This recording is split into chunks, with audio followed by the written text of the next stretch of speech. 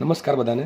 તો આપણે જે લાસ્ટ થિયરી ભણેલા કે જેમાં વિદ્યુત ભાર પર જ્યારે કોઈ ચુંબકીય ક્ષેત્રની અસર આવે ત્યારે આપણે જોયું હતું કે વિદ્યુત ભાર પર બળ લાગી શકે. હું આવું એટલા માટે કહું છું કે બળ લાગી શકે. હવે તમારામાંથી ઘણા લોકો એવું મનમાં રાખી દે કે ભાઈ વિદ્યુત ભાર છે એ ચુંબકીય ક્ષેત્રમાં દાખલ થાય એટલે બળ 100% લાગશે જ, એવું હંમેશા જરૂરી નથી. જેમ કે તમને એક એક્ઝામ્પલ આપીને સમજાવું સાઈડમાં, તો સમજો કે માનો કે કોઈ કણ છે એ જે દિશામાં વિદ્યુત ચુંબકીય ક્ષેત્ર છે એ જ દિશામાં વેગથી ગતિ કરે, તો આ કેસમાં ભલે ચુંબકીય ક્ષેત્ર છે ભલે વેગ છે, બંનેની હાજરી હોવા છતાં બળ 0 છે.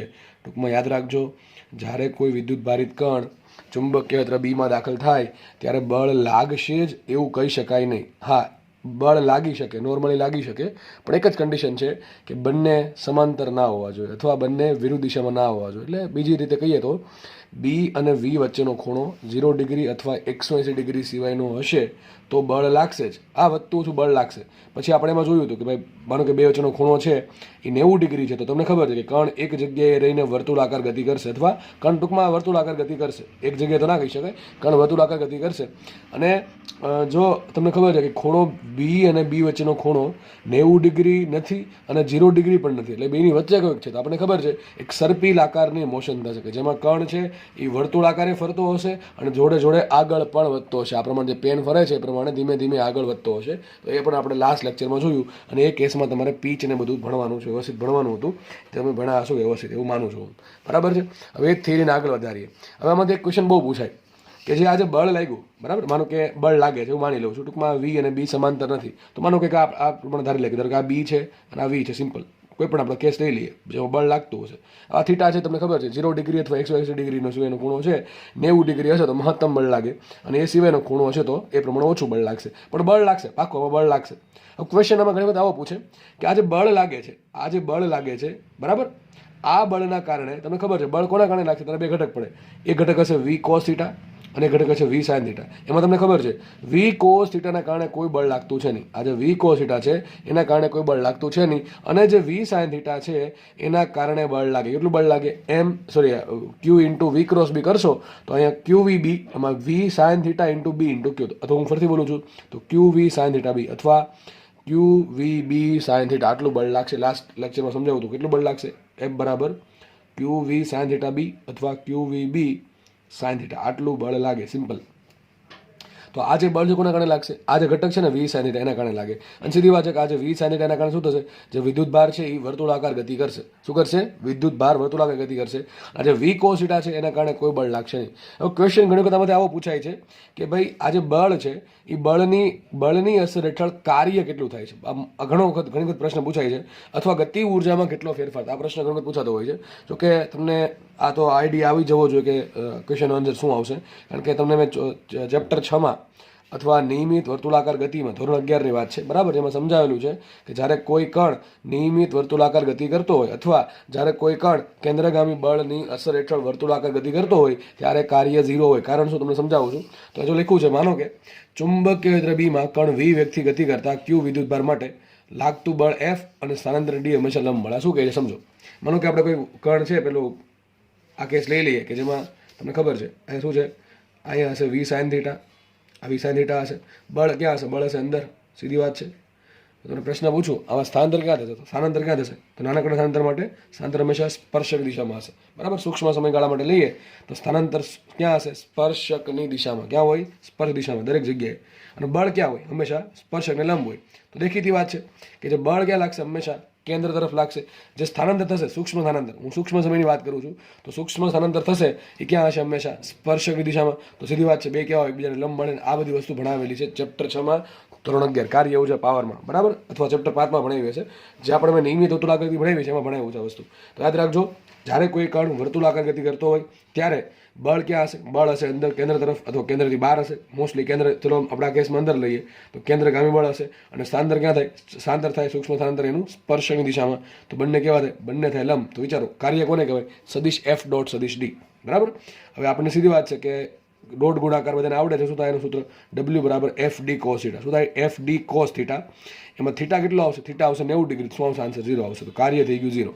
એનું કારણ જ સિમ્પલ છે કે બળ અને સ્થાનાંતર જ્યારે એકબીજાને લંબ હોય ત્યારે કાર્ય 0 હોય. તો યાદ રાખજો, આ સવાલ બહુ પૂછાય છે કે આજે ચુંબકીય બળ ઉત્પન્ન થયું કયું FB, આજે બળ ઉત્પન્ન થયું એના કારણે કાર્ય કેટલું, તો એના કારણે કાર્ય 0 આવશે. કારણ શું?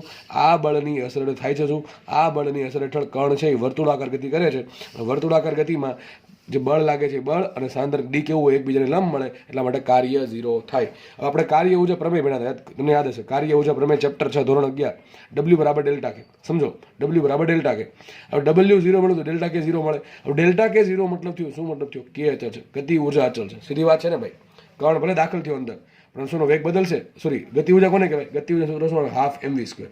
Half mv square. આમાં વી શું છે? વી છે વેગનું મૂલ્ય. કારણ હું એટલા માટે કહું છું, ગતિ ઉર્જા અદિશ રાશિ છે. ગતિ ઉર્જા અદિશ રાશિ છે. અદિશ રાશિ એટલે સદિશ દિશા હોય નહીં, શું ખાલી મૂલ્ય જ હોય. તો આમાં જે પદ આવે છે હાફ mv સ્ક્વેર, દળ તો અદિશ રાશિ થઈ ગઈ. આ વી શું છે? વી એક્ઝેક્ટલી શું છે? વેગનું મૂલ્ય છે. એટલે વેગના મૂલ્યને કહેવાય ઝડપ. સમજો, વેગના મૂલ્યને શું કહેવાય? ઝડપ કહેવાય. હું તમે વિચારો એ કણ છે એ વી વેગથી દાખલ થાય છે. તો આપણને ખબર, આપણે જોયું હતું કાલે કે ભાઈ કણના વેગની દિશા સતત બદલે છે પણ કણના વેગનું મૂલ્ય બદલતું નથી. એટલે કે કણની ઝડપ અચળ છે. કણની ઝડપ અચળ છે એટલા માટે વી, આ વી શું છે? ઝડપ છે. તો જી કેવું થઈ ગયું? અચળ થઈ ગયું. તો વી સ્ક્વેર અચળ થઈ ગયું. એમ અચળ છે, હાફ અચળ છે, તો શું થઈ ગયું? ગતિ ઉર્જા અચળ થઈ ગઈ. એમ ખબર પડે. તો આ બે વસ્તુ તમારે યાદ રાખવાની છે. યાદ રાખજો કે જ્યારે કોઈ પણ વિદ્યુત ભાર, આ હાસ્યમ લખી નાખજો તો બહુ સારી રીતે, જો કે બધું લખ્યું છે વ્યવસ્થિત જગ્યાએ લખી નાખજો કે ભાઈ જ્યારે કોઈ કણ ચુંબકીય ક્ષેત્રની અસર હેઠળ બળ, જ્યારે કોઈ કણ વિદ્યુત ભારિત કણ પર ચુંબકીય ક્ષેત્રની અસર હેઠળ બળ લાગે છે અથવા કોઈ વિદ્યુત ભાર છે એ ચુંબકીય બળની અસર હેઠળ જ્યારે ગતિ કરતો હોય છે ત્યારે એના પર થતું કાર્ય 0 હોય છે અને એની ગતિ ઉર્જા અચળ હોય છે. આ પ્રશ્ન પૂછાય છે. ચલો, પાવર કેટલો? તો પાવર બરાબર શું આવશે? સદિશ F ડોટ સદિશ V. F ડોટ સદિશ V તો શું વિચારો? એફ અહીંયા છે ને વી આમ છે, ખૂણો કેટલો આવશે? એમાં પણ ખૂણો આવશે 90 ડિગ્રી, તો પાવર પણ આવશે 0. એને ખબર પડે W બાય ટી ને શું કહેવાય? કાર્ય ભાગ્યા સમયને કહેવાય પાવર. તો પાવર એ 0 હોય ટૂંકમાં એનો ટૂંકમાં પાવરમાં કોઈ વધઘટ થતી નથી. પાવરનું જો ફ્લક્ચ્યુએશન છે એ 0 છે. ટૂંકમાં ચુંબકીય ક્ષેત્રના કારણે એને કોઈ પાવર મળતો છે. એની પાસે જેટલો પાવર પહેલા હતો હજી એટલો જ પાવર છે. સમજ પડે કે ન પડે? આ કોન્સેપ્ટનો મતલબ એમ થાય છે ગતિ ઉર્જા અચળ છે મતલબ શું થાય? એની પાસે પહેલા જેટલી ગતિ ઉર્જા હતી, બળ લાગ્યા પછી એટલી ગતિ ઉર્જા રહે છે. કાર્ય થતું નથી કાંઈ. આ કાર્ય એટલે કે આ W બરાબર 0 મતલબ શું થાય? કે ચુંબકીય ક્ષેત્ર કેટલું કાર્ય કરે છે? તો ચુંબકીય ક્ષેત્ર કોઈ કાર્ય કરતું નથી. એની પાસે જે પણ પોતાની ઉર્જા છે, ગતિ ઉર્જા પહેલા એટલી જ ગતિ ઉર્જા રહેશે. ટૂંકમાં એને વધારાનું કોઈ કાર્ય થતું નથી. તો ગતિ ઉર્જા કેવી રહે? સિમ્પલ વસ્તુ છે, અચળ રહેશે. અને કોઈ કાર્ય નવું નથી થતું તો નવો પાવર ક્યાંથી મળવાનો? તો પાવર પણ 0 આવે. સીધી વાત છે, બરાબર કે નહીં? તો બધું કંઈ ગોખવા નથી, આ બધી સમજવાની વાત છે. તો જે પણ સમજાવું છે, લખ્યું છે ગુજરાતી ભાષામાં કે પહેલો પોઈન્ટ આ હતો કે ભાઈ બળ અને સ્થાનાંતર ડી છે એકબીજાને કેવા છે? લંબ છે.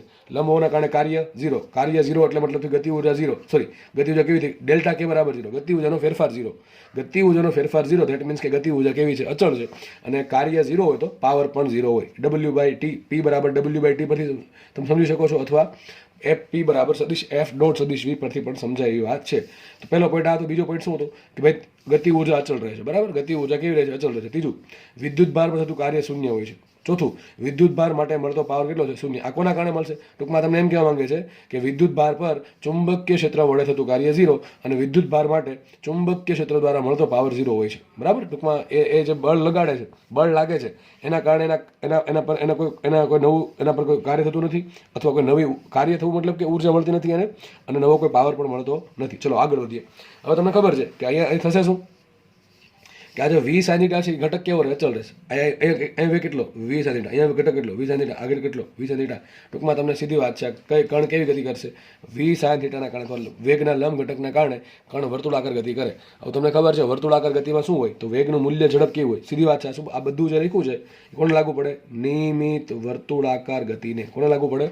નિયમિત વર્તુળાકાર ગતિ. બરાબર, સર્ક્યુલર મોશન. તો જે વેગ છે એનું મૂલ્ય કેવું રહે? અચળ. બરાબર, તમને ખબર છે નિયમિત વર્તુળાકાર ગતિમાં ઝડપ અચળ હોય છે. વેગની દિશા બદલે, હા સર દિશા બદલશે. વેગ કઈ દિશામાં હોય? તો સ્પર્શકની દિશામાં. દરેક બિંદુએ સ્પર્શક અલગ અલગ હોય. તમને ખબર છે આ બિંદુએ સ્પર્શક આમ હશે, અહીંયા આમ હશે, અહીંયા આમ હશે, અહીંયા આમ હશે. તો દરેક બિંદુએ વેગની દિશા બદલા કરે છે, સતત બદલા કરે છે. એટલે વેગ જો બે વસ્તુનો બનેલો છે, વેગ બે વસ્તુનો બનેલો, મૂલ્ય અને દિશા. એમાં જે મૂલ્ય છે એને શું કહેવાય? ઝડપ કહેવાય. વેગનું મૂલ્ય એટલે ઝડપ. હવે વેગનું મૂલ્ય અચળ છે. અહીંયા વેગ દરેક જગ્યાએ વેગનું મૂલ્ય કેવું છે? અચળ છે. એટલે ઝડપ કેવી થઈ ગઈ? અચળ થઈ ગઈ. પરંતુ વેગની દિશા સતત બદલે છે. હવે વેગ બે વસ્તુનું બનેલું, મૂલ્ય અને દિશા. જો મૂલ્ય બદલે તોય વેગ બદલે, જો દિશા બદલે તોય વેગ બદલે, બે બદલે તોય વેગ બદલે. બે અચળ રહેવું હોય, બે અચળ હોય, મૂલ્ય અચળ હોય, દિશા અચળ હોય, તો જ વેગ અચળ કહેવાય. આપણા કેસમાં શું છે, વેગનું મૂલ્ય અચળ છે, એટલે કે ઝડપ અચળ છે, પણ વેગની દિશા સતત બદલે છે, એટલે વેગ બદલે છે એમ કહેવાય. એટલે યાદ રાખજો, આ કેસમાં વેગ અચળ છે એવું કહેવાય નહીં. આવું સેમ વસ્તુ તમને મેં નિયમિત વર્તુળાકાર ગતિમાં ભણાવી હતી, રિવિઝન કરજો. ફરીથી કહું છું, અહીંયા ગતિ થાય છે વિદ્યુત ભારની કઈ નિયમિત વર્તુળાકાર ગતિ, એના કારણે વેગનું મૂલ્ય કેવું રહે, અચળ રહે. અને સીધી વાત છે, ઝડપ અચળ રહેતી હોય તો જ ગતિ ઉર્જા અચળ રહેતી હોય. સૂત્ર શું, ગતિ ઉર્જાનું હાફ mv સ્ક્વેરમાં, વી શું છે, ઝડપ છે, એટલે ડેફિનેટલી ગતિ ઉર્જા અચળ છે તો એની ઝડપ અચળ જ હશે. અને દેખીતી વાત છે, નિયમિત વર્તુળાકાર ગતિ થાય છે એટલે ઝડપ અચળ જ હોવાની છે. તો વેગનું મૂલ્ય કે ઝડપ અચળ રહે છે. વેગની દિશા ક્યાં હોય, સ્પર્શકની દિશામાં સતત બદલા કરે, એટલે કે વેગની દિશા બદલે તો વેગ બદલે, એટલે વેગ અચળ નથી. તો તમને પ્રશ્ન પૂછાયા કે ભાઈ ચુંબકીય ક્ષેત્રની અસર એટલે કોઈ કણ ગતિ કરતો હોય તો એનું વેગ અચળ હોય છે, તો ખોટી વાત છે.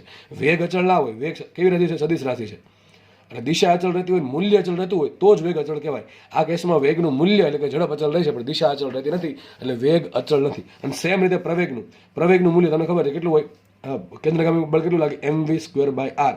એમાંથી તમે એમ કાઢી નાખો તો શું વધે, v²/r. આ v²/r શું કહેવાય, પ્રવેગ. તો વિચારો, v²/r માં મૂલ્ય શું હશે એનું, v²/r. એમાં v કેવું અચળ, r કેવું અચળ, તો આ કેસમાં પ્રવેગનું મૂલ્ય અચળ છે. પણ તમને ખબર છે દરેક જગ્યાએ બળ ક્યાં લાગે, અને જે દિશામાં બળ લાગતું એ દિશામાં પ્રવેગ લાગતો હોય. તો વિચારો, અહીંયા બળ આ બાજુ લાગે છે તો પ્રવેગ આ બાજુ છે, જ્યારે કણ અહીંયા છે તો બળ ક્યાં લાગશે, આ બાજુ લાગશે. ટૂંકમાં બળ લાગે છે કે હંમેશા કેન્દ્ર તરફ લાગે છે કેન્દ્ર તરફ, પણ સતત બદલા કરે છે. તો આ કેસમાં પણ તમને આવું ભણાવ્યું છે નિયમિત વર્તુળાકાર ગતિમાં, કે જ્યારે કણ નિયમિત વર્તુળાકાર ગતિ કરતો હોય ત્યારે એનો પ્રવેગ ક્યાં હોય, કેન્દ્ર તરફ હોય, પણ સતત બદલા કરશે. તો મૂલ્ય કેવું રહેશે, અચળ રહેશે, પણ દિશા સતત બદલા કરશે કેન્દ્ર તરફ, એટલે પ્રવેગ પણ અચળ નથી. આ એમ પ્રશ્ન પૂછાય કે ભાઈ પ્રવેગનું મૂલ્ય અચળ, તો સાચું છે, પણ પ્રવેગ અચળ છે તો ખોટું છે. કારણ કે પ્રવેગ અચળ નથી, કારણ કે પ્રવેગ કોના કારણે અચળ નથી, દિશાના કારણે. દિશા જો એક જ દિશામાં લાગતી હોય તો પ્રવેગ અચળ થાત, પણ અહીંયા મૂલ્ય અચળ છે, દિશા બદલે છે પ્રવેગની, એટલે પ્રવેગ પણ સદિશ રાશિ હોવાના કારણે અચળ નથી એમ કહી શકાય.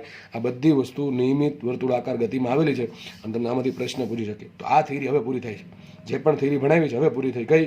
પેલી બળ વિદ્યુત ભાર છે, ક્યુ જેટલો વિદ્યુત ભાર વી જેટલા વેગથી બીને અમુક ખૂણે દાખલ થાય તો આટલું બળ લાગે, એ જ્યાંથી સ્ટાર્ટ કરી હતી એમ તો ત્રીજો લેક્ચર છે એનો, બરાબર છે. આ થિયરી હવે પૂરી થઈ. તો તમને અત્યાર સુધીમાં જેટલી બી થિયરી વ્યવસ્થિત ભણાવી છે એ તમારે કોન્સેપ્ચ્યુઅલી સમજવાની છે. ગોખશો તો પ્રોબ્લેમ થશે, મેં તમને પહેલાં કીધું છે. અને જ્યારે થિયરી ચાલતી હોય ત્યારે તમારે વ્યવસ્થિત જ સમજવું જોઈએ, કે થિયરી આવડી ગઈ તો દાખલામાં કંઈ હોતું નથી. એ તમને હવે ફિલિંગ ધીમે ધીમે આવી જોઈએ એ વસ્તુની, એ મહત્વનું છે. આગળ વધીએ આપણે. ઓકે ચલો, તો હવે છે ને મેં થોડાક દાખલા બનાવ્યા છે, બરાબર છે. દાખલા તમને કોઈ પણ પૂછી શકે છે. દાખલા મેં આખા ગણાવ્યા નથી, મેં તમને પહેલાં ના પાડી હતી. પણ દાખલા કઈ ટાઈપના પૂછે હું તમને એટલું તો કહી જ દઈશ, બરાબર. ટૂંકમાં તમારે દાખલા જાતે ગણવાના છે, હું તમને બધામાં હિન્ટ આપેલી છે. હવે તમે રકમ વાંચો, રકમ તમારે વાંચવાની છે, અને જો તમારે હિન્ટ જોતી હોય તો જ આ હિન્ટ જોજો. બાકી જો તમે જાતે ગણી શકતા હો, અને તમે ગણી શકશો જ, તમે દાખલા જાતે ગણી શકશો જ, બરાબર છે. તો જાતે ગણવાનો પ્રયત્ન કરો, બરાબર. બાકી એમાં ખાલી કિંમત જ મૂકવાની છે, બીજું આમાં કાંઈ આવડે એવું કંઈ છે, ટૂંકમાં નથી આવડે એવું કંઈ હશે નહીં. પણ આ ખબર હોવી જોઈએ કે ભાઈ કોનું દળ કેટલું છે, કોનો વિદ્યુતભાર કેટલો છે.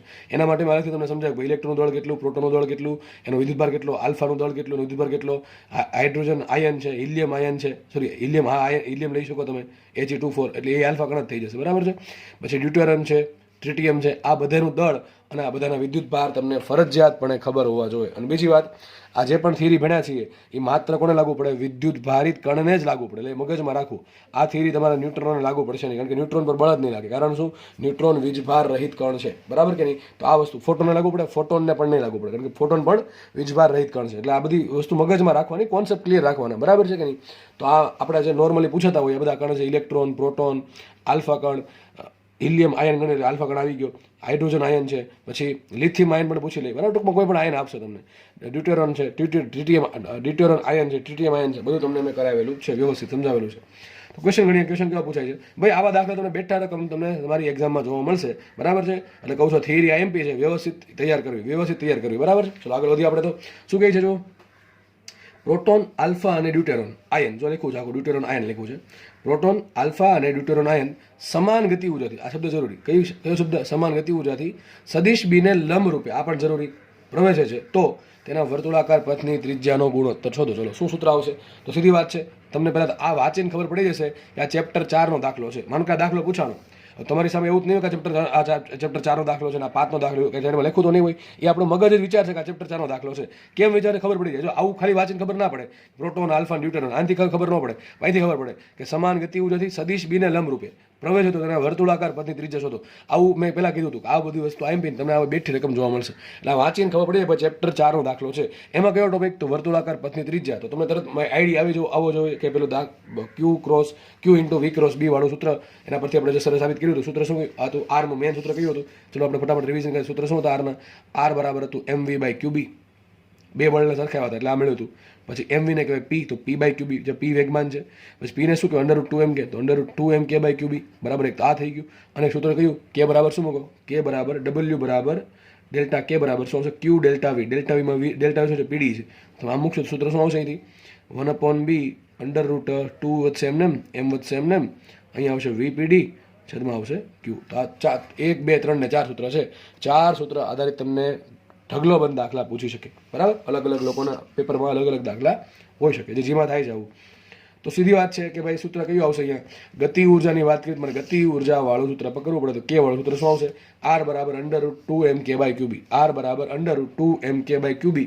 K કેવા બધા માટે સરખા છે, B કેવા બધા માટે સરખા, કારણ કે જો શું લખ્યું છે? ગતિ ઉર્જાથી સદિશ બિના લંબરૂપે. ટૂંકમાં ત્રણેય કણ છે એ એક જ ચુંબકીય ક્ષેત્રમાં પ્રવેશા સમાન ગતિ ઉર્જાથી. તો બધા માટે શું સરખું? K સરખું, B સરખું. વિધું શું? 2 તો બધા માટે સરખા જ હોય, તો વિધું શું? R proportional to √m by Q. બસ આ તમારો જવાબ. R proportional to √m by Q. હવે તમારે શું કરવાનું? આલ્ફા તો સોરી લખી પહેલા પ્રોટોન તો પ્રોટોન દળ કેટલું? MP. એનો વિદ્યુત કેટલો? +E. બરાબર. તેના માટે શું હશે? R1 અથવા RP proportional to √mp by E. બરાબર છે. પછી લેવાનું તમારે આલ્ફા. આલ્ફા દળ કેટલું? 4mp. આલ્ફા નો વિદ્યુત કેટલો? twice E. કેટલો આવશે? twice E. હવે તમારે મૂકવાનું એમ શું મૂકવાનું? એમની જગ્યાએ શું મૂકશો? √4mp. ક્યુની જગ્યાએ શું મૂકશો? 2E. આ પ્રમાણે શું મળશે તમને? R આલ્ફા મળશે. છેલ્લે શું મળશે? ડ્યુટેરોન આયન મળશે. પછી તમને આગળ ખબર છે કે શું કરવાનું? RP જેમ R આલ્ફા જેમ R D. બરાબર. આમ કરી નાખજો. RP જેમ R આલ્ફા જેમ R D ફોર ડ્યુટેરોન. બરાબર. આવું સિમ્પલ કરવાનું છે. જે આન્સર આવે છે એમાંથી બધામાંથી કોમન શું ખબર છે? √mp ને E. √mp ભાંગે E કોમન આવશે. તમારે ખાલી જસ્ટ આંકડા વચ્ચે. પછી આંકડા થોડોક વ્યવસ્થિત સેટ કરજો. બરાબર છે. હવે એ કેટલા ગણતરી કરવી પડે એ પણ કોના પર કરે? ઓપ્શન પર કરે. ઓપ્શનમાં ક્યાં સુધી લોકો ગયા છે એના પર તમારે ત્યાં સુધી તમારે જવાબ લાવવો પડે. પણ આપણે મેક્સિમમ ટ્રાય કર્યો તમે સાદુરૂપ તમને છેલ્લા પાસ સુધી સાદુરૂપ આપો. બરાબર. અને આવું વસ્તુ કરાવેલી છે આગળ ભૂતકાળમાં કરાવેલી છે. અને તમારે ભવિષ્યમાં સેમ વસ્તુ દાખલામાં કરવામાં આવશે જ્યારે આ દાખલા જ્યારે તમને એક્ઝામમાં જોવા મળશે ત્યારે. બીજો દાખલો લઈએ આપણે. હવે દાખલામાં એવા જ બનાવ્યા છે કે જેમાં દરેક સૂત્ર એક વખત વપરાય જાય. ચલો તો શું છે? જો પ્રોટોન, આલ્ફા, ડ્યુટેરોન નક્કી અહીંયા આયન છો. યાદ રાખજો હું શું કહું છું? જે આપણે મેં 1H2 લખ્યા હશે, 1H3 લખ્યા હશે, 1H1 લખ્યા હશે, ત્યાં તમારે શું સમજવાના? આયન સમજવાના. આયન તો શું છે? પ્રોટોન, આલ્ફા, ડ્યુટેરોન આયન, ટ્રિટિયમ આયનને સમાન વોલ્ટેજ, તો કોની વાત આવી? વોલ્ટેજની વાત આવી. સમાન વોલ્ટેજથી પ્રવેગિત કરેલા છે અને તેઓ બીને લંબરૂપે પ્રવેશે તો તેની ત્રિજ્યાનો ગુણોત્તર. આમાં મારે કંઈ કરાવવાનું રહેતું જ નથી. સૂત્ર શું આવે? સૂત્ર ટૂંકમાં યાદ હોવું જોઈએ. તો R બરાબર, અને યાદ ન હોય તો મેં તમને કીધું પ્રમાણે આ પ્રમાણે મેળવવાની રીત છે. બરાબર. તમને મેં જેટલું પોસિબલ થાય એટલું બધું શીખવાડી દીધું છે. તમને તમારી મહેનત બાકી છે. બરાબર. બાકી હોય તો R બરાબર 1/B √2m VPD upon Q. સીધી વાત છે. એમાં B ચલો બધા માટે કેવું સરખું થઈ ગયું, કારણ કે સમાન લખ્યું તો B ને લંબરૂપે પ્રવેશ. ટૂંકમાં ત્રણેય છે B માં જ પ્રવેશે છે. બધા માટે B કેવું સમાન થઈ ગયું, બધા માટે 2 કેવા સમાન થઈ ગયા, અને વોલ્ટેજ કેવું થઈ ગયું? સમાન થઈ ગયું. તો વિધું શું? √m by Q. શું વધશે અહીંયા? R proportional to √m by Q. જો બેમાં ફરક છે. જો ગતિ ઉર્જા સમાન હશે તો √m upon Q આવશે, અને જો વોલ્ટેજ સમાન હશે તો R proportional to √m upon Q આવશે. ટૂંકમાં આ બેમાં ફરક ઘણો બધો પડે. એ તમે દાખલા કરશો એટલે તમને આઈડિયા આવી જશે. બરાબર કે નહીં? તો ચલો એક કામ કરજો, તમે ટ્રિટિયમ એડ કરી દેજો. આમાં તમે ટ્રિટિયમ પણ એડ કરી દેજો. દાખલો ન ગયો હોય તો, દાખલો બાકી હોય તો લઈ લેજો. ગણાઈ ગયો તો કઈ વાંધો નહીં. ચલો નેક્સ્ટ ક્વેશ્ચન સોલ્વ કરીએ. બધું લઈ લીધું જો મેં. Electron, proton, alpha, hydrogen ion, deuteron ion, tritium ion, આ બધું લઈ લીધું છે. શું કીધું છે? સમાન વેગમાનથી. શું લખ્યું છે? સમાન વેગમાનથી સદિશ બીને લંબરૂપે પ્રવેશ હતો ત્રિજ્યાનો ગુણોત્તર. તો શું સૂત્ર આવશે? R બરાબર MV બાય QB. MV શું કહેવાય? P કહેવાય તો P બાય QB. તો આ શું સાબિત થયું? R proportional. તો ચલો બધા માટે P કેવું છે? સમાન છે. તો શું વધ્યું? શું B સમાન છે? R proportional to 1/Q. દાખલો બહુ ઇઝી છે. બરાબર છે. R proportional to 1/Q એટલે શું થાય? જેને વિદ્યુત ભાર મોટો એની ત્રિજ્યા નાની, જેનો વિદ્યુત ભાર વધારે એની ત્રિજ્યા ઓછી, તો જેનો વિદ્યુત ભાર નાનો એની ત્રિજ્યા મોટી. ઊંધું છે ને એટલા માટે. બરાબર. તો સૌથી નાનો વિદ્યુત ભાર કોનો હોય? ઇલેક્ટ્રોનનો હોય. ઇલેક્ટ્રોન ને પ્રોટોનનો આમ તો ઘણો હતો. બરાબર છે. હાઇડ્રોજન આ બધાનો એ જ હશે. એક ખાલી આલ્ફાનો 2E હશે, બાકી બધાનો કેટલો હશે? E જ હશે. એટલે બધા માટે ત્રિજ્યા લગભગ સરખી આવશે, કારણ કે એનું વેગમાન કેવું છે? સરખું છે એટલા માટે. દાખલામાં બીજું કંઈ હોતું નથી. આવા દાખલા પૂછાય છે. અને ઘણી તો તમને આવું કહી દેજો. માનો કે તમને આવું કીધું કે વેગમાન સમાન નહીં, પણ વેગમાન 1:2:3:4:5:6 એવું કંઈક આપ્યું. ચલો તો આવડે કે ન આવડે કંઈ નહીં. તો વેગમાન પહેલા માટે શું મૂકવાનું? 1 મૂકવાનું, બીજા માટે શું મૂકવાનું? 2 મૂકવાનું, ત્રીજા માટે શું મૂકવાનું? 3 મૂકવાનું. તો વેગમાન અચળ નહીં લેવાનું, શું મૂકવાનું? કિંમત આપી એ લેવાની. એવું પૂછે તો તમને આવડે જ છે. બરાબર, આગળ વધીએ. ઓકે, ચલો જો હમણાં જે વાત કરી એ દાખલો જો મૂકી દીધો છે બનાવીને. શું કીધું જો? પ્રોટોન, આલ્ફા કણ ટૂંકમાં, હાઇડ્રોજન આયન, હિલિયમ આયન અને ટ્રિટિયમ આયન અને ઇલેક્ટ્રોન ટૂંકમાં બધા આવી ગયા ને, ના વેગના ગુણોત્તર અનુક્રમે 3:2:1:1:2:3 1 2 3 4 5 6 1 2 બરાબર. ચલો 6 છે, આવી જશે બધાના. ટૂંકમાં આનો વેગ તમને એમ કહે છે આનો વેગ 3 હોય, આનો વેગ 2 છે, આનો વેગ 1 છે, આનો વેગ 1 છે, આનો વેગ 2 છે, ઇલેક્ટ્રોન વેગ 3 છે. કોઈ પણ એકમમાં. બરાબર, સમજ પડે કે ન પડે? ટૂંકમાં એનો વેગનો જો કોની વાત છે? વેગવાન નથી, વેગની વાત છે. વેગનો ગુણોત્તર આટલો છે. તેઓ લંબરૂપે સદિશ બીમાં પ્રવેશે છે તો તમામની ત્રિજ્યાઓનો ગુણોત્તર મેળવો. સીધી વાત છે. વેગવાળું સૂત્ર આવશે R બરાબર mv/qb. ચલો એમ ચોખ્ખું લીધું છે બીમાં પ્રવેશે તો બી ચલો કેવું થઈ ગયું? અચળ થઈ ગયું. તો અહીં તમે વેગને અચળ નહીં ગણી શકો, કારણ કે તમને એવું જ લીધું સમાન વેગથી પ્રવેશે છે. બધાના વેગ કેવા છે? અલગ અલગ છે. તો શું કરવાનું? R proportional to mv/qb. તમને કહું એકાદ ગણન શીખવાડો. ચલો મારે પ્રોટોન માટે શોધવું છે, તો પ્રોટોન માટે શું આવે? દળ કેટલું લઈશ? પ્રોટોન માટે લઈશ mp, અને પ્રોટોન માટે વિદ્યુતભાર કેટલો લઈશ? કેટલું લઈશું? લઈશ. બરાબર છે. એક કામ કરવા ઇલેક્ટ્રોન કાઢી નાખો ને, અને તો આ નીકળી જશે. કારણ શું છે? તો બધું ઉડી જાય એમ. બાકી આ ઇલેક્ટ્રોનનું દળ એમઈ તમારે લેવું પડશે, એ ઉડશે નહીં. આ બધાનું દળ એમપીમાં આવી જશે, કંઈ વાંધો નહીં. ઇલેક્ટ્રોન કાઢી નાખો, એ ફરક નહીં પડે એનાથી. બાકી તમારે શું થાય? તમે એમપી ન ઉડાડી શકો એટલા માટે, બાકી બીજું કોઈ કારણ છે નહીં. તો માનો કે તમને દાખલો આટલો જ છે, આ 5 જ ગણાય, 5 ઇલેક્ટ્રોન ઘડી ભૂલી જાજો. ઓકે, નથી. ઓકે, બરાબર, એટલું નથી. તો ક્વેશ્ચન એમ છે, તો ગણતરી શું કરવાની? પ્રોટોન માટે દળ કેટલું? એમપી, વિદ્યુતભાર કેટલો? ઈ, અને વેગ કેટલો છે? એનો વેગ લખશું કેટલો? એનો વેગ 3 છે, દેખાય છે? પ્રોટોન નીચે 3, અહીં લખશું 3, v બરાબર 3. સિમ્પલ આવું લઈ લેવાનું. તો સૂત્ર શું આવશે? આરપી ઇઝ પ્રપોર્શનલ ટુ એમની જગ્યાએ લખીશ એમપી, વીની જગ્યાએ લખીશ 3 અને છેદમાં ઈ. પેલું પૈતું લખવું એવું છે તો આમ કરી દેવાનું 3mp/e. ચલો બીજું તમને શીખવાડ દઉં. આલ્ફા. ચલો આલ્ફા, તો આલ્ફા દળ કેટલું હોય? 4mp હોય. એનો વિદ્યુતભાર કેટલો હોય? 2c હોય. અને એના માટે વેગ કેટલો આપ્યો? એના માટે વેગ આપ્યો 2. કેટલો આપ્યો છે? દેખાય છે? આલ્ફા માટે વેગ આપ્યો છે, સોરી, ઓકે, આલ્ફા માટે વેગ કેટલો આપ્યો છે? 2 આપ્યો છે. તો આલ્ફા માટે લખશું આપણે વેગ 2. સૂત્ર શું આવશે? R alpha proportional to mv/q. તો એમ કેટલા છે? 4mp ઇન્ટુ વી કેટલા લેશું? વી લેશું 2, છેદમાં ક્યુ કેટલા આવશે? 2e. તો 2 ઉડી ગયા. શું આવશે? Proportional two 4mp/e. શું આવશે અહીંયા? 4mp/e. તો આ તમને અલગ અલગ બધાનું મળતું જશે, એક એકનું મળતું જશે. ચલો શું કરવાનું? આરપી જેમ આર આલ્ફા જેમ R hydrogen ion plus R deuteron ion, બરાબર, અને છેલ્લા આવશે ટ્રિટિયમ આયન. બરાબર, આ પ્રમાણે તમને બધાની ત્રિજ્યાનો ગુણોત્તર મળી જશે. તો આ એક દાખલો મેં કીધું કે ભાઈ ચલો આપણે અલગ અલગ લઈને શીખવાડી દઈએ, બાકી તો તમને કદાચ આવડતું જશે આવું. નેક્સ્ટ દાખલો ગણીએ. કદાચ આવું ન આવું પૂછે. ચલો શું પૂછે? જો ક્યુ બરાબર -10 માઇક્રોકુલમનો વિદ્યુત ભાર સદિશ બી બરાબર શું લખ્યું છે? આટલો વિદ્યુત ભાર -10 માઇક્રોકુલમ વિદ્યુત ભાર સદિશ બી બરાબર 0-5 ઇન્ટુ 10⁻³ ટેસ્લાના ચુંબકીય ક્ષેત્રમાં સદિશ વી બરાબર 1-2-3 ઇન્ટુ 10⁻6 મીટર પર સેકન્ડના વેગથી પ્રવેશે છે. તેના પર લાગતું બળ શોધવાનું છે. ટૂંકમાં એક વિદ્યુત ભાર છે, તમને સદિશ બી આપ્યો છે, સદિશ વી આપ્યો છે, તો શોધવાનું છે બળ શોધવાનું છે. આરામથી સૂત્ર કયું? સદિશ એફ બરાબર ક્યુ ઇન્ટુ વી ક્રોસ બી. સદિશ એફ બરાબર ક્યુ ઇન્ટુ વી ક્રોસ બી. એમાં મારે બે વસ્તુ શોધવી પડે. એક તો ચલો મને ક્યુ આપી દીધો છે, હવે કરવું શું પડે? આ વી ક્રોસ બી મારે સાઈડમાં શોધવા પડે. હવે તમને વી છે કઈ રીતે આપ્યું છે? આઈ કેરેટ જે કેરેટ ને કેરેટ, ટૂંકમાં આ પ્રમાણે આપ્યું છે. અને બી તમને કઈ આપ્યું? 0-1, અને ટૂંકમાં આઈ કેરેટ જે કેરેટ કે કેરેટ, ટૂંકમાં તમને શું કરવું પડે? વી ક્રોસ બી કરવું પડશે. અને તમને ખબર છે એમાં શું કરવું પડે. આવું આપણે ઘણી બધી વખત ધોરણ 11માં કરી ચૂક્યા છીએ. નિશ્ચય બનાવવાનો, બરાબર, ડિટર્મિનન્ટ, અને ડિટર્મિનન્ટ સોલ્વ કરવાનું. તો શું કરવાનું છે? We cross B. We cross બીમાં પહેલો કોણ છે? વી. તો પહેલાં આપણે લખશું, તમને ખબર છે શું કરવાનું? આઈ કેરેટ જે કેરેટ કે કેરેટ લખી નાખવાનું. પછી વીનું આખું સમય લખવાનું બેઠે બેઠું 1-2-3. આ 10 ની સહઘાત છે ને 10 ની ઘાત સહઘાત એ 12 જ રાખશું આપણે, અને 10 ની -3 ઘાત 12 જ રાખશું આપણે. ટૂંકમાં આપણે ખાલી આ અંદર જે છે ને આઈ કેરેટ જે કેરેટ કે કેરેટ એનો જ વહીવટ પહેલાં કરી નાખીએ. બરાબર, તો સમજો શું છે? સદિશ વી ક્રોસ બી. તો આઈ કેરેટ જે કેરેટ કે કેરેટ સદિશ વીની કિંમત શું લખવાની છે તમારે? 1-2-3. તો આવશે 1-2-3. પછી બી જગ્યાએ શું લખવાનું છે? 0-5 0-5. અને તમને નિશ્ચય સોલ્વ કરતા આવડતો હશે, એનો આન્સર લગભગ સાચું જ હશે. બરાબર, આ મેળવી લેજો. તો તમને વી ક્રોસ બી આટલા મળશે. કેટલા મળશે વી ક્રોસ બી? -13, -1, -5. ચલો આ જે વી ક્રોસ બી છે એ આપણે લખી નાખીએ અહીંયા, અહીં લખી નાખીએ ફરતી. તો ક્યુ કેટલા હતા? ચલો કિંમત મૂકીએ આપણે. તો ક્યુ કેટલા હતા? -10 માઇક્રોકુલમ. તો ક્યુ જગ્યાએ શું લખ્યું મેં? -10 ને માઇક્રોકુલમ એટલે 10 ની -6 ઘાત ઇન્ટુ શું કરવાના? વી ક્રોસ બી. હવે વી ક્રોસ બી તમને મળી ગયું છે એમાં સદિશ રૂપે, તો સદિશ રૂપે રહેવા દીધું બેઠું. ઇન્ટુ જો આ વી ની કેટલી ઘાત હતી? 10 ની 6 ઘાત. 10 ની 6 ઘાત લખી, અને બી ની કેટલી ઘાત હતી? 10 ની -3 ઘાત. છેલ્લે લખી નાખી, કારણ કે એ કાઉન્સની બહાર છે. સદિશની બહાર છે, એટલે કંઈ લખવાની જરૂર છે નહીં. તમે અહીંયા લખો તો કંઈ ફરક નહીં પડે, પણ અહીંયા થોડું કન્ફ્યુઝન થાય. એના કરતાં બેટર રહે છે કે આપણે એ નીચે જ લખીએ. ફરીથી કહી દઉં, ક્યુની કિંમત શું મૂકી મેં? -10, 10 ની -6. વી ક્રોસ બી શું આપણે શોધા સદિશ રૂપે? -13, -1, -5 લખી નાખ્યા બેટા, ઇન્ટુ વીની ઘાત 10 ની 6 ઘાત અને બીની ઘાત 10 ની -3 ઘાત. એ બેઠે બેઠે લખી નાખી. હવે શું કરવાનું છે? તો કંઈ નહીં, જો ઘાતનો થઈ શકે, આ 10 ની -6 ઘાત, આ 10 ની +6 ઘાત, બે ઉડી જશે, બરાબર છે. આજે આગળ -10 છે ઋણ વિદ્યુત ભારનું, એ હું જાદો અંદર, તો શું થઈ જશે? 13, 1, 5. શું થઈ જશે અહીંયા? 13, 1, 5 થઈ ગયું. 13, 1, 5. અને જુઓ અહીં 10 વધશે, આ 10 ની -3 ઘાત છે, તો કેટલી ઘાત વધે? 10 ની -2 ઘાત. શેમાં તમને બળ મળશે? ન્યૂટનમાં. આ તમને શું મળ્યું? સદિશ એફ મળ્યું. શું મળ્યું? સદિશ એફ. તમને આ ઓપ્શન આવો હોઈ શકે, આ સદિશ એફ મળ્યું. પણ ઘણી વખત માનો તમને સદિશ એફ માંગ્યું જ નથી, તમને માંગ્યું છે બળનું મૂલ્ય. આ તમને બળ દિશા સહિત મૂલ્ય સહિત કહેવાય, આખું પેકેજ આમ કહેવાય. સદિશ એફ બરાબર 13, 1, 5 ગુણ્યા 10 ની -2 ઘાત ન્યૂટન. આ બળ બધું આવી ગયું, મૂલ્ય આવી ગયું, દિશા આવી ગયું.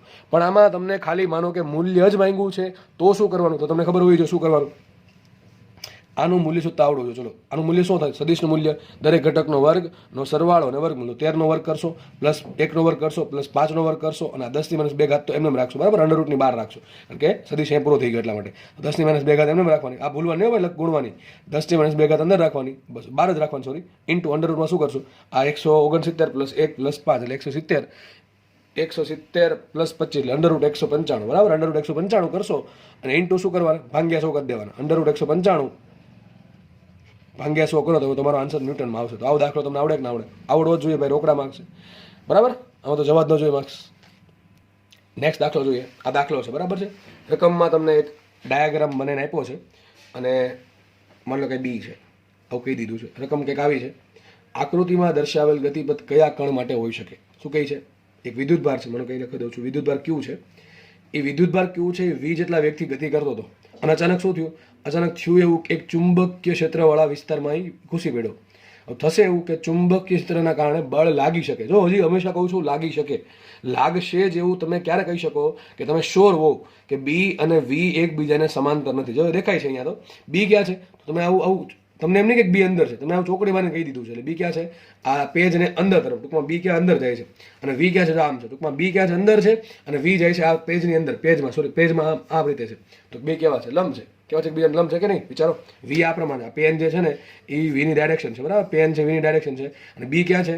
બી છે આ ગોળની અંદર અને આટલા ભાગમાં જ છો, મતલબ કે આટલા ભાગમાં જ બી છે. આ કોઈ બહારના ભાગમાં બી નથી. એવું નહીં અસંખ્ય વિસ્તારમાં બી ફેલાયેલું છે, માત્ર આટલા ભાગમાં જ બી છે, બરાબર કે નહીં? તો સમજો હવે તમે, થશે શું કે વિદ્યુત ભાર છે એ વી જેટલા વેગથી દાખલ થયો અંદર, દાખલ થઈને શું થશે? અને આપણે દેખીતી વાત છે એ બી અંદર છે, વી આ પ્રમાણે છે, પુસ્તકના પેજની અંદર. વી છે ક્યાં છે? પુસ્તકના પેજના સમતલમાં. આ જે પેજ દેખાય છે એના સમતલમાં, ટૂંકમાં આ દિશામાં છે, વી આ દિશામાં છે. અને બી ક્યાં છે? બી અંદર તરફ છે. બે વચ્ચે ખૂણો કેટલો? 2 વચ્ચે θ બરાબર 90 ડિગ્રી. કેટલો થઈ ગયો? θ 90 થઈ ગયો. θ 90 થઈ ગયો તો બળ લાગશે કે નહીં લાગે? ડેફિનેટલી બળ તો લાગવાનું છે. બળ લાગશે તો તમારે શોધવાનું શું છે કે યાદ રાખજો, કણ જો આમે જઈ શકે. આ જો માનો કે કણ છે એ વિદ્યુતભાર રહિત છે, કણ છે કેવો છે? વિદ્યુતભાર રહિત, તો કેટલું બળ લાગે? ક્યુ ઇન્ટુ વી ક્રોસ બી મૂકો તો એમાં વિદ્યુતભાર જ નથી તો ક્યુ કેટલા મૂકશો? 0. તો બળ કેટલું લાગે? 0. ટૂંકમાં બળ ન લાગતો તો કણ કેમ જાય? સીધો સીધો પાસે જાય, સીધો નીકળી જવો જોઈએ આ પ્રમાણે. પણ અહીંયા તો બળ લાગ્યું, કારણ શું? કારણ કે કણ છે આમ ગયો છે, દેખાય છે? કણ આમ જાય છે. ટૂંકમાં કણનું વિચલન થયું, મતલબ કે કણ પર બળ લાગ્યું છે તો એ તો ન્યુટ્રોન તો હોય જ નહીં. સીધી વાત છે. ન્યુટ્રોન હોય તો સીધો પસાર થઈ જવો જોઈએ, બરાબર કે નહીં? આમાં ન્યુટ્રોન આન્સર ક્યારે આવે? તમને એમ કીધું ને સીધો પસાર થઈ ગયો તો કોઈ કણ બળ જ ના લાગે ત્યારે, બરાબર. તો ન્યુટ્રોન આન્સર નહીં આવે તો વધુ શું? પ્રોટોન આવી શકે, કાં તો ઇલેક્ટ્રોન આવી શકે, કાં તો આલ્ફા કણ આવી શકે. હવે તમારી કોમન સેન્સ એ વાપરવાની. આ બે કેવા છે? ધન વિદ્યુતભાર છે અને આ કેવા છે? ઋણ વિદ્યુતભાર છે. તો આન્સર શું આવશે? ઋણ વિદ્યુતભાર આવવો જોઈએ, બરાબર. બે આન્સર તો પોસિબલ ના હોય જીમેનની એક્ઝામમાં, જો કે આઈઆઈટીમાં તો પોસિબલ હોય, મલ્ટિપલ આન્સર હોઈ શકે. પણ અત્યારે કોમન સેન્સ કહી દે કે આપણો આન્સર ઇલેક્ટ્રોન આવવો જોઈએ. આપણે સાબિત કરીએ ઇલેક્ટ્રોન કેમ આવે. ચલો તો વિચારો, વી આમ છે, વિચારો વી આમ છે અને તમારે શું કરવાનું છે? વી ક્રોસ બી કરો. ચલો હું તમને આમ કહું છું, વી આ પ્રમાણે છે, સદિશ વી આમ છે, બી ક્યાં છે? અંદર છે. તો ખબર ન પડે તો આટલે ખબર પડે કે નહીં ભાઈ? આંગળી ક્યાં રાખવાની? આંગળી બધી રાખવાની વીની દિશામાં. જવા ક્યાં દેશો? બી ક્યાં છે? નીચે છે. એક કામ કરું, ચલો પેન જ લઈ લઉં તમારા સમજ માટે. માનો કે આજે ઓરેન્જ પેન છે એ સદિશ વી બતાવે છે અને જે સિલ્વર પેન છે શું બતાવે? બી બતાવે. બી ક્યાં છે? અંદર તરફ છે ને, પુસ્તકના પેજની અંદર, ટૂંકમાં આમ છે અને વી આ પ્રમાણે. તો વિચારો તમારે શું કરવાનું છે? વી ક્રોસ બી કરો તો બધી આંગળી ક્યાં રાખશો? વી તરફ. ફેરવશો ક્યાં? બી તરફ. તો અંગૂઠો ક્યારે સામે છે? અંગૂઠો આમ જાય. તો વિચારો અંગૂઠો આમ જાય છે, ટૂંકમાં વીને લંબ રૂપે, ટૂંકમાં અંગૂઠો આમ જાય છે તો વી ક્રોસ બી દિશા આ બાજુ છે. તો જો વિદ્યુતભાર ધન હોત તો બળ કેટલા ગતિ વી ક્રોસ બી એમાં, તો વિદ્યુત ભાર આમ ગતિ કરવો જોઈએ, આમ ગતિ કરવો જોઈતો હતો, બરાબર. વર્તુળાકાર માર્ગ આમ થવો જોઈતો હતો, પણ અહીંયા તો ક્યાં જાય છે, આમ નીચે જાય છે.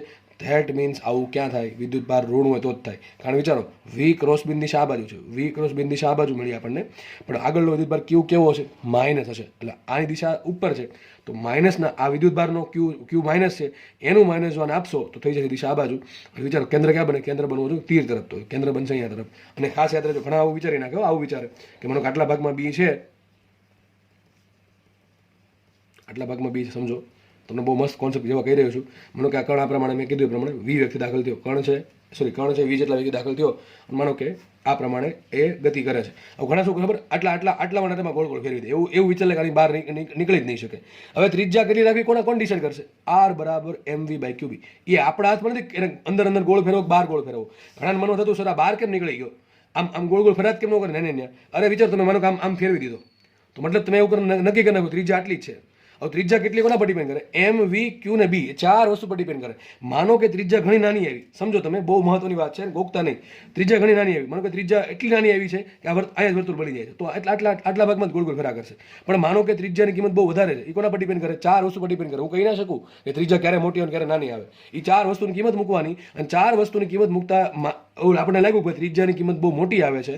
વિચારો ત્રિજ્યાની કિંમત મોટી આવે તો સેન્ટર ક્યાં બનતું હોય, મને કંઈથી સ્ટાર્ટ કરી હતી તો સેન્ટર ક્યાંક બનતું હશે કે નહીં બનતું, તો કંઈ સેન્ટર અહીંયા બન્યું. હવે ત્રિજ્યા આટલી મોટી આવી હોય તો સીધી વાત બિચારો બહાર જ નીકળી જવાનો છે. એટલે વિદ્યુત ભાર છે એ અંદર ગોળ ગોળ ફેરા કરશે કે વિચલન પામીને બહાર નીકળશે, કોણ ડિસાઇડ કરશે, ત્રિજ્યાની કિંમત. ત્રિજ્યા મોટી હોય તો ડેફિનેટલી બહાર નીકળી જશે, અને ત્રિજ્યા ઘણી નાની હશે તો ત્યાં અંદર ગોળ ગોળ ફેરા કરશે. એ ચાર વસ્તુ પર ડિપેન્ડ કરે, દળ પર, વેગ પર, ક્યુ પર ને બી પર. અલગ અલગ કણ માટે અલગ અલગ ત્રિજ્યા હોય તો એવું જરૂરી નથી કે દરેક કણે ગોળ ગોળ ફરશે જ તે. જે કણ માટે ત્રિજ્યા નાની હશે એ અંદર ફરશે, જે કણ માટે ત્રિજ્યા મોટી હશે એ બહાર નીકળી જશે. એટલા માટે બહાર જાય છે, આ કણ બહાર નીકળી જાય છે, મતલબ કે ત્રિજ્યા મોટી છે, બરાબર. શું છે એની ત્રિજ્યા મોટી છે. ત્રિજ્યા શોધવા માટે શું કરવાનું, આ જે વર્તુળ બન્યું, આજે વર્તુળ બનશે, અહીંથી જે વર્તુળ બનશે એનું તમારું કંઈક મળતી હશે કે નહીં મળતું હોય, બરાબર. 2 પોઈન્ટ પર એક સ્પર્શક દોરો, એક સ્પર્શક અહીંયા દોરો, અને સ્પર્શકને જે લંબ દોરો, એ બે લંબ જે ભેગા થઈ શું થતું હતું, સેન્ટર થતું. આ તો તમને ખબર છે મેથ્સ વાળાને, પણ કે આ વર્તુળ છે, વર્તુળનો કોઈ ભાગ છે, બરાબર. તો શું કરો, આ પોઈન્ટ પર સ્પર્શક દોરો, આ પોઈન્ટ પર સ્પર્શક દોરો. આને લંબ જેમ એક લંબ દોરો અને એક લંબ આને દોરો, તો આ પોઈન્ટ શું મળે, તમને કેન્દ્ર મળે. એ તો કોમન સેન્સની વાત છે, આ કેન્દ્ર મળશે. એ ધારો કે કેન્દ્ર અહીંયા મળે છે, તો ત્રિજ્યા આટલી મોટી છે તો કણ 100% બહાર નીકળી જવાનો છે. તો આપણા અહીંયા શું આન્સર આવશે, ઇલેક્ટ્રોન આવશે, બરાબર કે નહીં. જો તમને માનો કે આમ કીધું છે, આમ જાય છે, તો બે આન્સર પોસિબલ છે, પ્રોટોન હોઈ શકે અને આલ્ફા કણે હોઈ શકે, કારણ કે મને ચોખ્ખોટ પાડી નથી, બરાબર. ઓકે, નેક્સ્ટ ક્વેશ્ચન સોલ્વ કરીએ. તો તમને આવા દાખલા આવડી જવા જોઈએ. ખાસ જી નીટમાં 2માં દાખલા પૂછાય છે. આ ટાઈપના દાખલા સિમ્પલ 10-10 સેકન્ડના દાખલા જી નીટમાં પૂછાય છે, ખાસ યાદ રાખજો. ચલો આગળ વધીએ આપણે. શું કહે જુઓ, કોઈ કણ 3 × 10⁵ મીટર પર સેકન્ડના વેગથી 0.3 ટેસ્લાના ચુંબકીય ક્ષેત્ર સાથે 30 ડિગ્રીના ખૂણે દાખલ થાય છે, તો તેના ગતિપથની ત્રિજ્યા r અને પીચ p મેળવો, બરાબર. હકીકત એવું હોવું જોઈએ કે એનો જે સર્પિલ આકારનો ગતિપથ છે, એનો જે સર્પિલ અથવા સ્પાઇરલ સર્પિલ આકારનો જે ગતિપથ છે એની ત્રિજ્યા અને એની પીચ મેળવવાની છે. તો સૂત્ર કઈ છે, એની સૂત્ર જ મૂકવાનું છે. તો મને શું આપ્યું, વેગ આપ્યો, તો વી કેટલો આપ્યો, 3×10⁵ મીટર પર સેકન્ડ. ચલો આગળ વધીએ. ટેસ્લા આપ્યું એટલે શું આપ્યું, ચુંબકીય ક્ષેત્ર. ટૂંકમાં બી કેટલો આપ્યું, 0.3 ટેસ્લા. એમાં લખ્યું છે ચુંબકીય ક્ષેત્ર સાથે વેગ છે એ ચુંબકીય ક્ષેત્ર સાથે 30 ડિગ્રીના ખૂણે દાખલ થયો. મતલબ આમ કહે છે કે આ ધારો કે આ બી હોય કે તમારે આ વી લેવાનું છે, વી એ પ્રમાણે લેવાનું કે ખૂણો કેટલો બને, 30 ડિગ્રીનો ખૂણો બને. કેટલો ખૂણો બને, 30 ડિગ્રીનો ખૂણો. આવું કીધું છે, તમને ખબર છે. એક ઘટક શું પડશે, વી કોસ થીટા, વી કોસ 30, અને ઘટક કયો પડશે, વી સાઇન 30. એક ઘટક પડશે વી સાઇન 30. આ વી સાઇન 30 શું કરશે, ગતિ કરાવશે, વર્તુળાકાર ગતિ. આ શું કરશે, આગળ ધક્કો મારશે. એટલે કે વિદ્યુત ભારને બે વસ્તુ કરવાની થશે બિચારાને, ગોળ ગોળે ફરવું પડશે અને આગળ વધવું પડશે. એમાં એનો ગતિપથ આવો આવશે, બરાબર. આ દિશામાં થોડોક વ્યવસ્થિત આવો નહીં, સાવ આવશે, થોડોક આવો આવશે ભાઈ, આ થોડોક વ્યવસ્થિત આવશે આ રીતે. આ પ્રમાણે બિચારો આગળ વધતો હશે, ગોળ ગોળે ફરતો હશે અને આગળ પણ વધતો હશે. તો તમને ખબર છે આવી પોઈન્ટ વચ્ચે શું કહેવાય, પીચ કહેવાય, અને ગોળ ફરે છે એની માગની ત્રિજ્યાને કહેવાય આર, બરાબર કે નહીં. તો તમને સૂત્ર ટૂંકમાં કિંમત મૂકવાની છે, બીજું કંઈ નવીન છે નહીં. તો સૂત્ર ખબર હોવા જોઈએ, આર બરાબર શું આવશે, MV બાય ક્યુબી. પણ એ વેગનો કયો ઘટક લેવાનો કે જે વર્તુળાકાર ગતિ કરાવે, કયો ઘટક આવશે, વી સાઇન થીટા. કયો આવશે, વી સાઇન 30. એટલે લખવું પડશે MV સાઇન 30 બાય ક્યુબી. એમની કિંમત મૂકો. જો સોરી, અને બીજી વસ્તુ તમે કીધું ક્યુ બાય એમ આપ્યું તમને. ક્યુ બાય એમ કેટલા આપ્યા છે, અને શું કહે યાદ કરો, અને શું કહે ક્યુ બાય એમને યાદ કરો. ચેપ્ટર 1માં કીધું હતું, ચેપ્ટર 1માં શું કીધું હતું, ક્યુ બાય એમને શું કહેવાય, વિશિષ્ટ વિદ્યુત ભાર. તમને યાદ હોવો જોઈએ, શું કહેવાય, વિશિષ્ટ વિદ્યુત ભાર. કેટલો આપ્યો છે, 10⁸ કુલમ પર કિલોગ્રામ.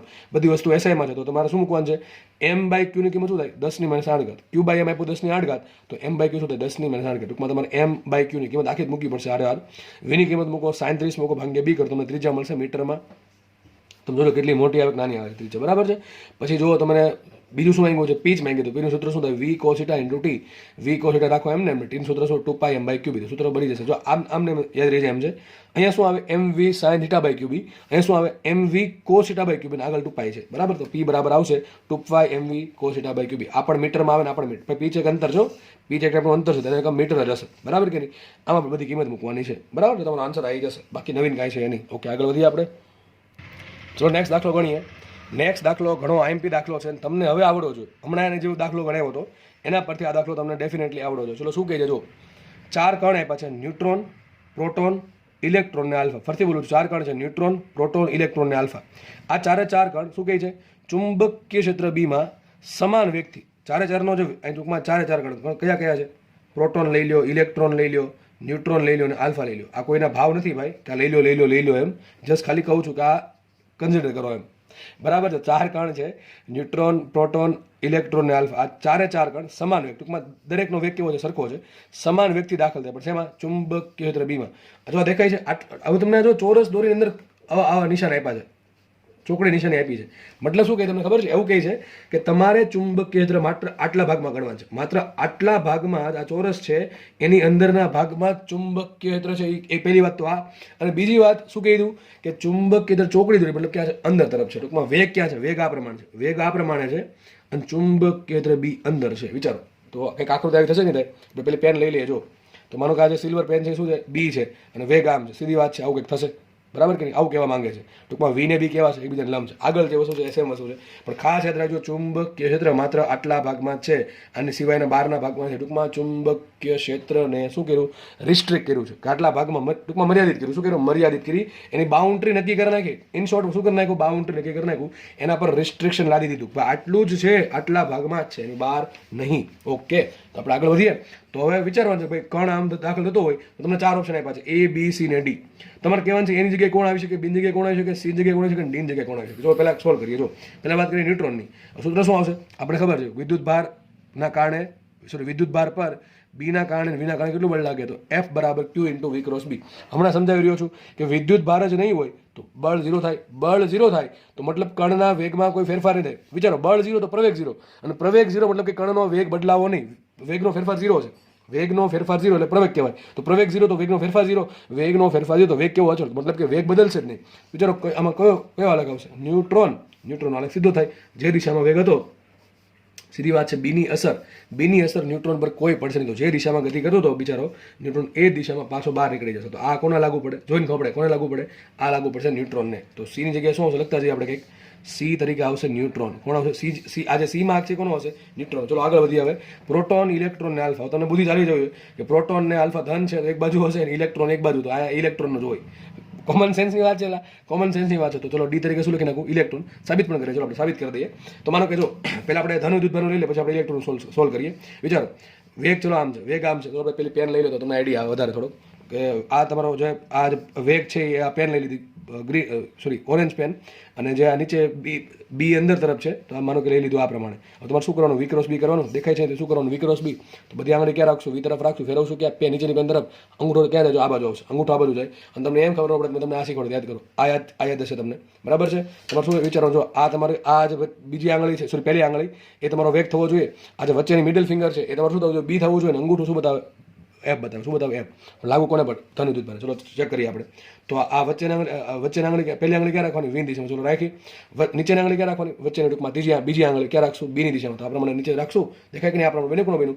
વી આમ છે ને બી આમ છે તો અંગૂઠો ક્યાં જાય? બહાર જાય છે. દેખાય કે તરત થઈ જાય. પેન પકડા વગેરે સોલ્વ થઈ જાય. આમ રાખો તો બરાબર છે. તો આ જે અંગૂઠો છે એ ક્યાં આવશે? બી એફ બતાવે. કોના માટે બતાવે? એફ. કોના માટે બતાવે? એફ બતાવે ધન વિદ્યુત ભાર માટે. તો વિચારો આ જે ધન વિદ્યુત ભારો છે આમાંથી એ વી જેટલા વેગથી દાખલ થયા, જેવા દાખલ થયા એટલે આ દિશામાં બળ લાગશે. આ દિશામાં બળ લાગશે એના પર અને આ દિશામાં બળ લાગે તો આનું કેન્દ્ર ક્યાં બનતું હોય કે ન બને? ટૂંકમાં આ દિશામાં કેન્દ્ર બનતું હશે. એ પાકું છે.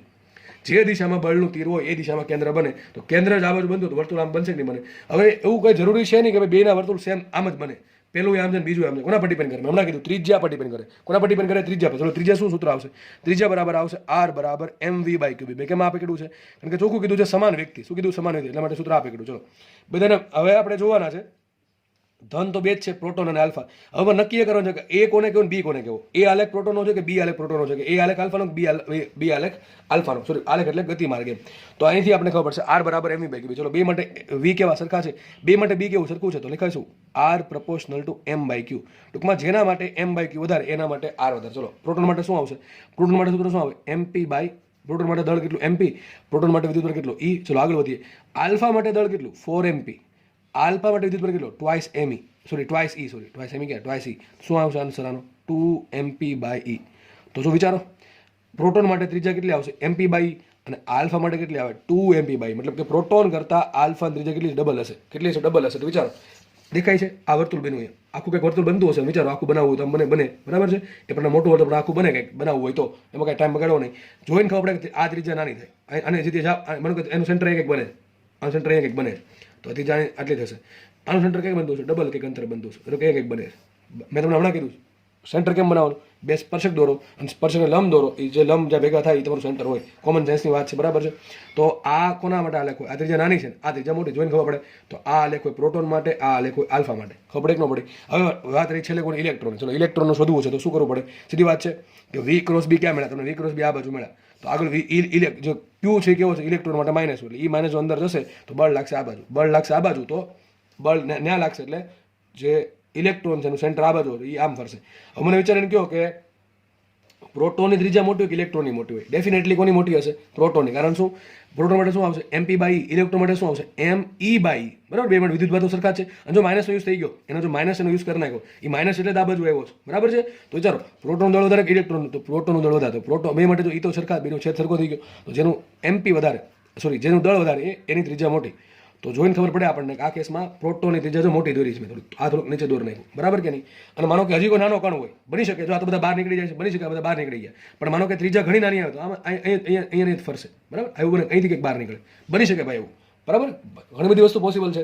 તો બધી વસ્તુ ટૂંકમાં કણ બહાર આવશે કે નહીં, કોણ ડિસાઇડ કરશે? ત્રિજ્યાની કિંમત ડિસાઇડ કરશે. અને કઈ બાજુ ફરશે કોણ નક્કી કરશે? આમ ફરશે કે આમ ફરશે?